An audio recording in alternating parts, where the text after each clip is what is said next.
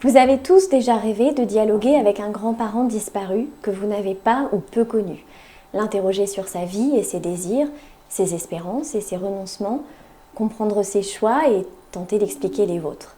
Quoi de plus universel que de vouloir tisser ce lien entre les générations au-delà des distances temporelles.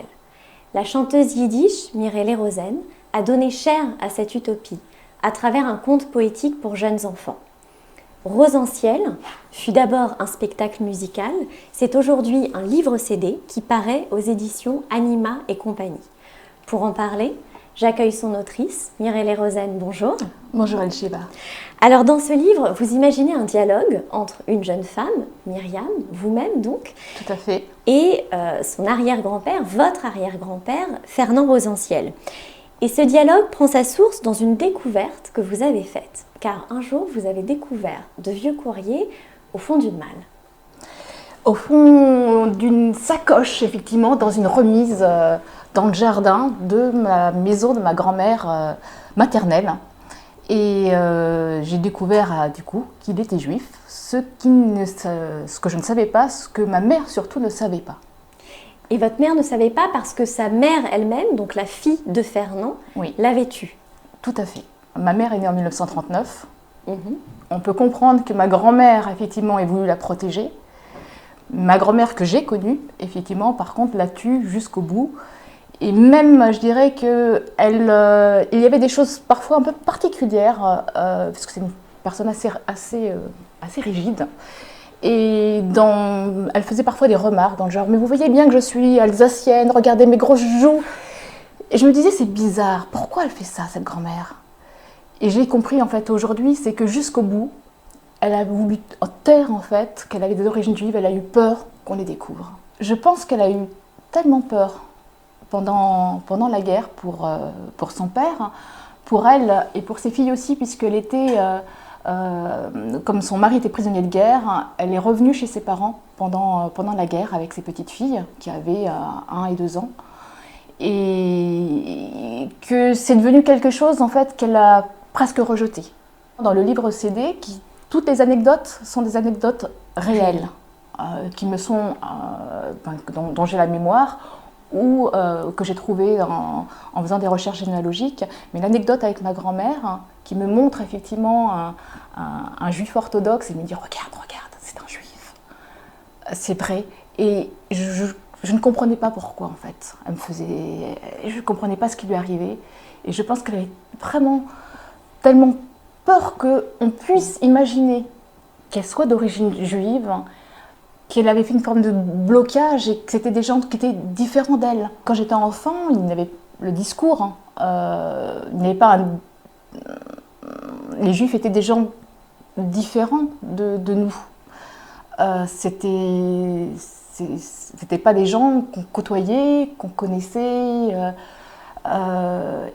Et ma grand-mère, qui était catholique aussi, pratiquante, je pense qu'elle avait très très peur, effectivement, qu'on découvre cette judéité qu'elle portait de son père. Peur certainement par rapport à la guerre qui lui était restée, mais aussi une autre peur où quelque part elle s'était coupée complètement de ses origines qu'elle avait rejetées. Et moi finalement, avec ce livre CD, je reprends cette part de judéité qui était, je dirais, retirée dans l'histoire familiale, niée, complètement niée. Et en cela, je bouscule aussi ma propre famille. Je remercie mes arrière-grands-parents parce que quelque part, avec ces lettres, c'est vraiment un trésor en héritage et ça m'a permis moi aussi, du coup, de pouvoir apporter quelque chose. Et cette transmission, finalement, elle s'est faite même sans les connaître. Oui, et vous disiez c'est un trésor en héritage, et on ne l'a pas abordé, mais dans ces lettres, on trouve, ce sont de magnifiques lettres d'amour. Oui, tout part d'une très très belle histoire d'amour, effectivement, entre mes arrière-grands-parents. Entre Fernand Rosanciel et donc Maria. Oui. Et Maria qui n'était pas juive. Maria n'est pas juive, et même Maria est catholique très pratiquante. Ce qui, j'ai réuni quelques informations sur elle auprès de gens de ma famille. Et elle avait toujours un petit chapelet. Elle était vraiment très pratiquante catholique, mais en même temps très ouverte. Et c'est aussi incroyable. Je trouve que le personnage de Maria, et plus j'y pense, plus je me dis qu'elle est aussi extraordinaire d'avoir eu cette ouverture d'esprit à une époque, donc on est à la fin du 19e siècle, pour épouser effectivement un homme qu'elle aimait certes, mais qui était juif, alors même qu'elle avait d'autres, une foi effectivement qui était importante, mais il paraît qu'elle était, très très libre aussi de se lever en pleine réunion de famille, de se mettre à chanter ou à danser, voilà, c'était un personnage. Diese Kapsten am Morgengewissen fleckt noch mit Gott sich kriegen. Wunder über Wunder hat mit ihm getroffen, wenn hat gesungen, hat sah nicken. Chiribim bam bam, chiribiribim bim bam, chiribim bam bam bam, chiribiribim bam, chiribim, chiribim, chiribim bim bam bam, chiribam bam. Et alors, quel est votre sentiment quand vous découvrez ces courriers au fond de la malle? Eh bien, il se trouve que moi, déjà des années avant, j'ai eu un coup de foudre, par hasard, pour les chants yiddish. J'ai pris un disque dans une médiathèque, j'ai cru que c'était des chants de tziganes, j'aimais beaucoup les chants de tziganes. Je vois autre chant yiddish, mais yiddish, je ne sais pas ce que ça veut dire. Donc, et là, vraiment un coup de foudre et pour la musique et pour la langue. Et donc, je me suis inscrite dans une chorale et j'ai commencé à chanter en yiddish. La chorale de Racinta. Et donc, finalement, découvrir que j'avais des origines juives était presque une logique par rapport à ce que je ressentais. Et ça mettait finalement des mots, quelque part, sur un chemin que j'étais en train de parcourir. Justement, la particularité de ce très beau livre, c'est que le conte, donc le conte c'est le dialogue imaginaire entre la jeune femme et son arrière-grand-père, donc ce conte est parsemé de chansons en yiddish. Et ce que j'aurais voulu savoir, c'est comment vous avez procédé au choix de ces différentes chansons, donc peut-être à travers la chorale. Alors, la chorale, effectivement, ça fait maintenant de nombreuses années que je participe à la chorale de Racinta. Donc j'ai appris plein de chansons dans ce cadre-là, mais en fait, parallèlement, j'ai écouté plein de chansons yiddish parce que vraiment, ça m'a plu et je me suis apprise des chansons pour moi, toute seule, qui me plaisaient et qui m'évoquaient des choses. Et donc j'ai choisi vraiment les chants parce que c'est des chants qui me parlaient. En fait, j'ai des images. Quand j'écoute ces chants, j'ai des images, j'ai des couleurs, j'ai des sentiments. Et donc j'ai fait une liste de tous les chants qui correspondaient aux sentiments que je ressentais quand j'écrivais. Et puis de chants que j'avais vraiment aussi envie de donner. Et parfois j'ai fait les deux. C'est-à-dire parfois il y avait un chant que je voulais faire. Et j'ai écrit effectivement par rapport à ce chant la scénette correspondante. Et du coup les deux s'imbriquent effectivement entre les chants et l'histoire. Oui, parce qu'ils entrent en résonance en fait. Tout à fait. Au fur et à mesure. Et les deux se sont un peu entremêlés dès l'écriture. Après j'ai élagué plutôt, c'est-à-dire que j'avais une liste plus longue et j'ai retiré au fur et à mesure. Et puis il y a des chants que j'ai recherchés pour illustrer l'histoire, comme Dreyfus mein Kind, où je cherchais effectivement un chant qui parle de l'affaire Dreyfus. In meine Euren zieht mir klingen. Wo's mein Mame vielleicht mir singen bei mein Wiegerle. Lila Lula, die ganze Welt singt dort das Liederle. Hat kein Meure, Dreyfus mein Kind, vergesst nicht, dass du bist, Jiederle. Was in Frankreich hat passiert, weiß jeder ganz gut. Man hat verurteilt Kapitän Dreyfus, nach der Verweise Jid. Hi, lila lula, die ganze Welt singt da das Liederle. Hat kein Meure, Dreyfus mein Kind, vergesst nicht, dass du bist, Jiederle. Hi, lila lula, la da da da da da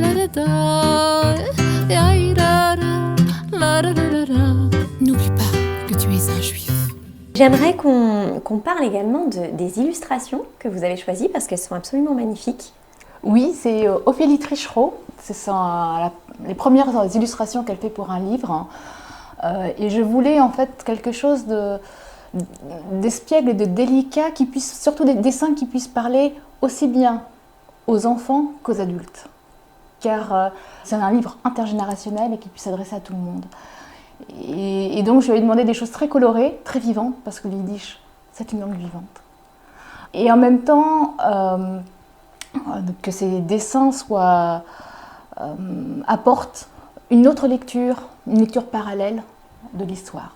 Qu'elles apportent leur poésie, qu'elles apportent une lecture complémentaire, si vous voulez. En fait, l'idée, c'est que le livre il puisse être lu, regardé, écouté.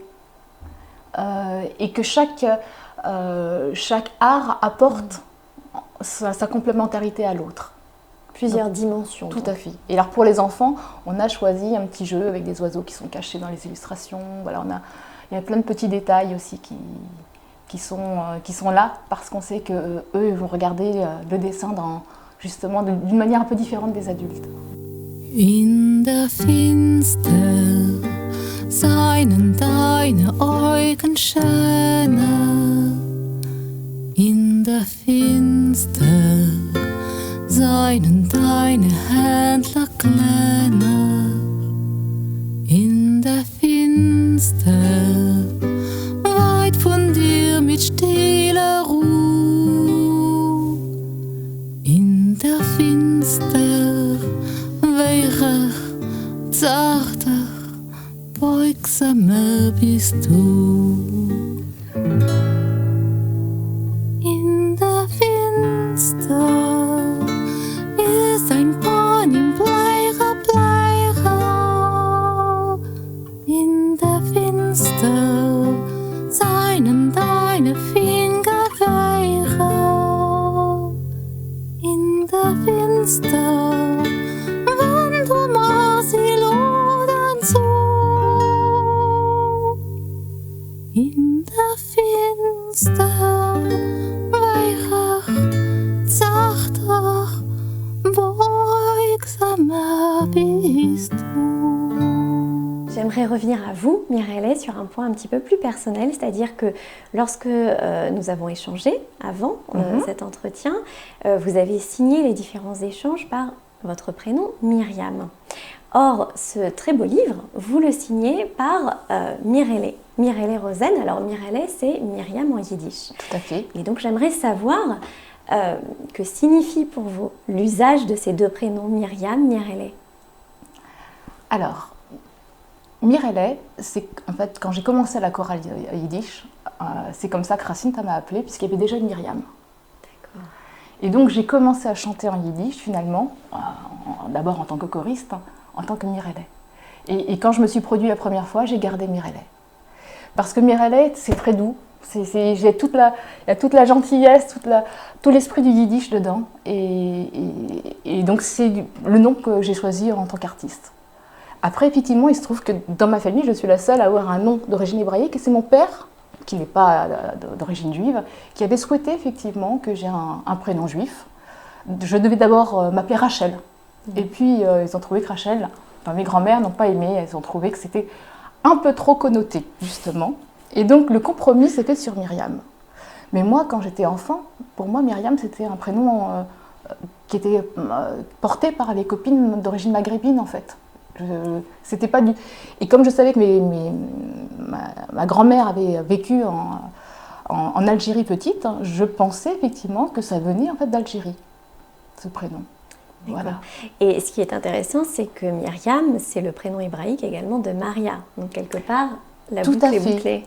Oui. Et d'ailleurs, j'ai eu une tante qui est décédée depuis un certain nombre d'années qui m'a transmis une bague qui appartenait à Maria. C'est la seule chose effectivement que j'ai depuis reçue aussi en héritage, et c'était avant d'écrire le spectacle. Mirelle, merci beaucoup. Je rappelle la parution du livre CD Rose en ciel aux éditions Anima et compagnie, un conte poétique pour jeunes enfants, mais pas que.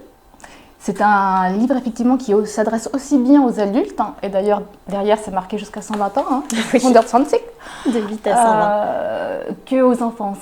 J'ai voulu en fait que ce soit un livre de transmission, que les chants puissent être transmis vers les enfants, puisque j'ai aussi ma fille qui chante dans ce livre CD, et parce que l'histoire parle de transmission. Et donc c'est une histoire, c'est un conte qui est intergénérationnel, qui peut être aussi bien écouté seul par des enfants que lu à des enfants, que lu pour soi en tant qu'adulte. C'est une fable. C'est un conte poétique, oui, absolument. Merci beaucoup, Mirelle. Merci, Elisheva. Amor is gefein a meise, die meises Garten freiler, die meises heb sich honet, mit der jüdischen Meiler. Lulinke mein Feigele, Lulinke mein Kind, hab angebrochen seine Liebe, ist wie Wind. Der Melech hat gehabt a Malke, die Malke hat gehabt a Weingarten. In Weingartens gewinn a Nestele, in Nestele hat gelebt a Fegele.